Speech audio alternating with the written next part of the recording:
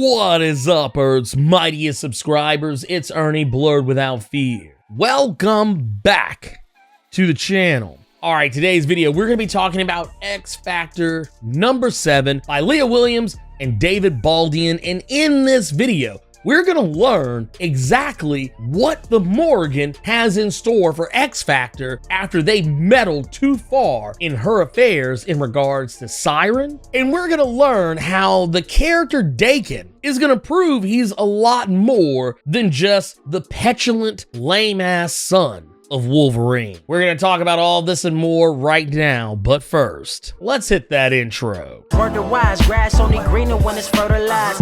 Gave them truth in these songs, they prefer to lies. Destiny beautiful, adrift in her purple eyes. You can't see me, you Stevie, wondering how I reach more evolutions than Evie and make it look easy. Okay, so last we left off with X Factor. We learned that the Morrigan, this ancient goddess of death, this death god entity that has been around since time immemorial, since roughly around the time of the first death in the distant past. We even get the time of roughly around 250 BCE. The Morrigan has been hopping around from host body to host body, basically doing whatever she wants. And we know now that she has taken over Siren, something that actually ties back from the Breaking Point storyline in X Factor Volume 3. Back when the team was called X Factor Investigations, roughly around the time of issues of X Factor number 243 and 244, where Polaris was losing control of her powers and Siren cut some kind of a deal with the Morrigan to fix Polaris, which apparently she did, and now the bill has come due and she has taken over the body of Siren as some form of payment. We also know from last issue that she has used Siren's natural sonic hypnosis abilities as a part of her genetic mutation to put Polaris in some kind of a state of hypnosis, basically conditioning her to stop X Factor investigations, to sabotage them at all turns should they try to look any further into what's going on with Siren. And right now, that's exactly what they're doing. We know that Northstar has tasked Daken with going after Siren and tailing her to figure out what she's doing. And every time Daken tries to phone home about what's going on, Polaris is the one who always answers, and she either feeds misinformation to the rest of the team or she completely denies the call. Now, this part is really interesting because we brought up in the previous issue how X Factor Investigations is good at lie detecting. Most of its members, namely Daken, Prodigy, Prestige, and more specifically in this case, iBoy, all of them have some kind of an ability baked into their genetic mutation that allows them to tell if someone's lying to them. And this actually comes out. iBoy starts wondering why Polaris is lying about where Daken is. He can look at her and tell. The thing about his eyes is that he can read micro expressions. So he can look at her, see her little facial tics, her body language, basically tell that she's not being honest. Though he doesn't know why, and he seems not to be concerned, but just more perplexed as to why she's not telling the truth. But in the meanwhile, Northstar and Prodigy are gonna look into Siren by talking to all of her known companions, friends, and family to figure out what's going on with her, and for the most part, no one seems to have a clue. Banshee had no clue that his daughter had died so many times. Dazzler has no idea where she's been, but has made a mention that their band that they had together, Siren's been missing practices a lot lately, and that even though Siren and Jamie Madrox used to have a little bit of a thing together, that it was just a one-time thing, and that, yeah, they don't really communicate anymore after that. And then last but most certainly not least, Havoc, he mentions that he hasn't really seen much of Siren ever since the island became a thing. Now, this actually leads to some very interesting information coming out about what's going on with Siren from a very unlikely source. Right now, because Kyle, Northstar's husband, happens to be leaving the Boneyard to go babysit little baby Shogo for Jubilee, it leads Northstar to question what Kyle's doing, and Kyle ends up getting involved when he questions back what Northstar is getting into in regards to Siren. And Kyle brings up something that I thought was very interesting. He brings up what is called abuse patterns, the systematic ways in which people who abuse others isolate them. And that's kind of what's going on here. Siren is being abused by the Morrigan. And the Morrigan does not want Siren to have any connections to the rest of the world other than herself, so that way she can pull off what it is she's trying to do. And Kyle speaks about how typically what people do when they're in abusive relationships with someone else, what happens is the first thing they do is they are disconnected from those they are close to, much in the same way that Siren is being disconnected from all her loved ones.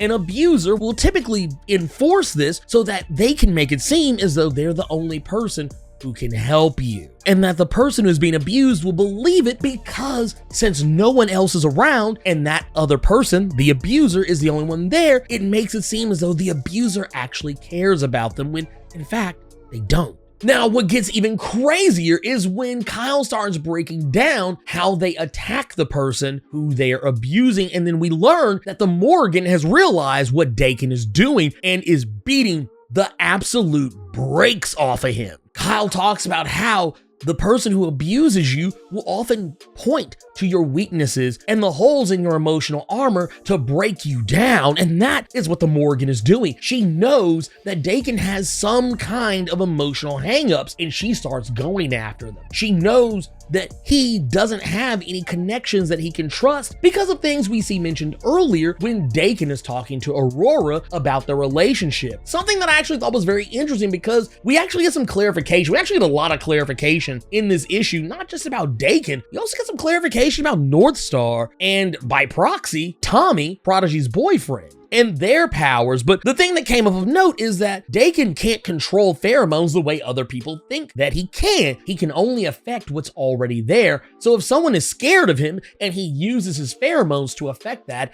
he can only affect the fear they already have. If he wants someone to love him or lust after him, he can only affect the love and affection or the lust and desire they already feel for him. And he can never really know exactly why they feel the way they feel or why not. And it kind of creates this lonely existence for Daken, which actually makes him a more in-depth character than I think we've ever really seen him as. I mean, for me, my introduction with Daken was in, what was it? It was the Dark Avengers where he became Wolverine. That was actually the first time I ever saw Daken. I never really paid much attention to him outside of that before, and I just always kind of saw him as a petulant child who was angry and bitter and kind of a whiny boy. In this case, actually seeing him, on X Factor, I feel like Leah Williams has actually done so much to make me feel differently about Daken than I originally did. I used to hate this character. I think some of you may remember, those of you who've been on the channel for a while, a lot of you probably remember how much I couldn't stand Daken's ass, and I would intentionally mispronounce his name. I'm probably doing it right now too, and I don't even really care still. She hadn't changed me that much. But the point of the matter is, she has changed my opinion of him enough that I actually cared when Morrigan was beating the dog snot out of him and telling him that no one would come to find him because there's no one that cares about it. But the good news is, X Factor is going to find out what exactly is going on with this situation because iBoy is finally going to call out Polaris for lying because she's going to lie again. When Prestige shows up to ask about the mission and how well it's going along, Lorna is going to make some offhand comment about how they've already worked the mission out, and iBoy is going to call her out on it, and Prestige is going to immediately jump into Lorna's head and figure out what's going on, and she's going to see that the Morrigan is involved, and when she realizes it, she completely removes the mental blocks, and Lorna is able to tell them everything the Morrigan forced her to not tell. You see, the reason why this was all really important is because Northstar actually was trying to get Daken to take some of the fleet seeds with them so that they would be able to stay in contact with one another and also be able to create portals to get to each other even quicker. But Daken refused to do so. And Northstar, he actually was able to find Daken because even though Polaris gave him a rough area to check, he took about 7 minutes to dart all over and across the Alberta region of Canada to figure out roughly where he was. This is made even more impressive when we go back and think about the conversation that Northstar has with Tommy while Tommy's making a visit to the boneyard, which I actually found very interesting that Tommy just appeared on Krakoa just like willy-nilly. Didn't need a gate. He literally ran to Krakoa, found it, and clapped Prodigy's cheeks and then went on about his business. Maybe Prodigy clapped his cheeks. I don't know. They seem like they like to switch it up. Danger, danger, danger. But the point of the matter is, while Tommy is there, we actually learn what Northstar's, and by proxy, Tommy's top speeds are.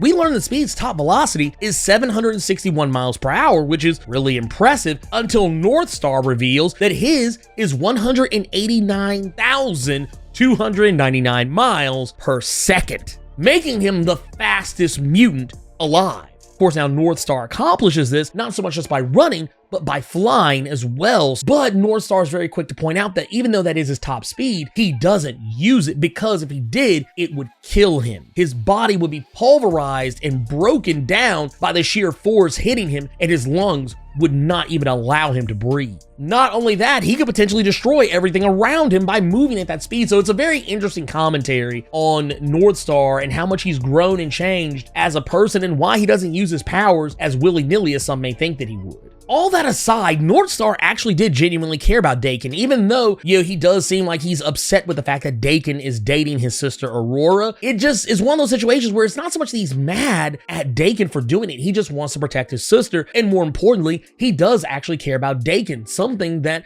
Aurora helps Daken understand later when they meet up with one another after Daken is saved. She brings up the fact that back during the age of X-Man, when Nate Gray had changed reality and messed with everybody's heads, Northstar is probably one of the people who took it the hardest, and now he's just worried about everyone. And the reason why he's such an asshole and he's so anal about what everyone is doing and when and trying to keep up with everyone's whereabouts is because he's worried he's gonna lose everyone. And what makes matters worse is that speaking of losing things, we learn that the Morrigan does not take interference lightly. The Morrigan returns to Krakoa and specifically to the Boneyard. And in the middle of the night, she's not only killed Rachel Gray and Polaris, but she's also killed Northstar and Aurora, and more importantly, made an example out of them, placing her within her symbol, kneeling in pools of their own blood, leaving only Prodigy, Daken, and I-Boy to figure out what's going on. This story, man, I'm not gonna lie, dude, X-Factor is high-key lit. X-Factor is high-key lit, man. I'm here for it. I like what Leah Williams is doing with this comic, man. She has found ways to make me care about characters I normally don't care about. I never really gave two shits about I-Boy. I never really ever cared about Northstar or Aurora, and they're making me care about these characters. I talked earlier about how they're making me care about Daken. I don't even give a fuck about Daken, and they are making me care about this character who I don't like. There's some other stuff that was going on too. We talked previously about what was going on with Prodigy, and we do get a little bit more information about what was going on there. We get to learn that the reason why Prodigy was actually resurrected was because they didn't have the resurrection protocols in place, at least not the rigid ones they have now in regards to Prodigy. Basically what they did was they just resurrected Prodigy because they assumed he was actually dead based on information they got from Cyclops and Wolverine confirming all the other deaths that happened during Matthew Rosenberg's run. They figured if Cyclops and Wolverine generally believed that if Rain and Loa were both dead, that Prodigy would likely be dead too, they just assumed that it would be true.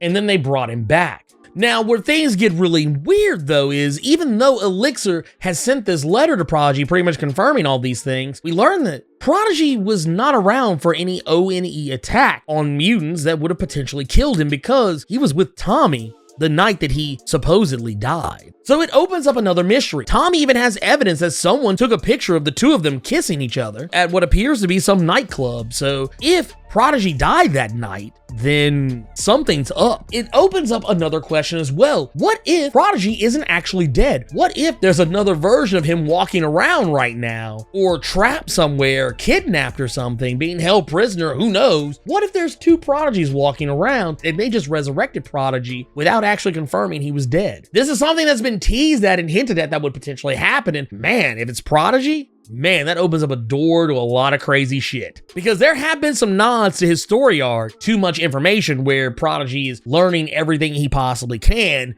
using his power to the fullest of its extent, and becoming a whole ass supervillain. So it's not out of the realm of possibility if Leah Williams is setting this up. Woo! Man, I'm here for it. But anyways, that was everything that was worth talking about in X Factor number 7. And I love it. I thought this book was fantastic. It was a good book. Man, it was so much fun. It was great. If you enjoyed this video, Hulk smash that like button and make sure to share this video all over the internet with all your friends and everything so they can know how you leveled up your comic book big brain in regards to X Factor and Reign of X. Also, let me know what you thought about this issue. Do you think the Morrigan is going to be a whole ass problem for Krakoa? Do you think that Prodigy might secretly still be alive out there somewhere and that there's two of him running around? Either way, keep it plus ultra and sound off in the comments.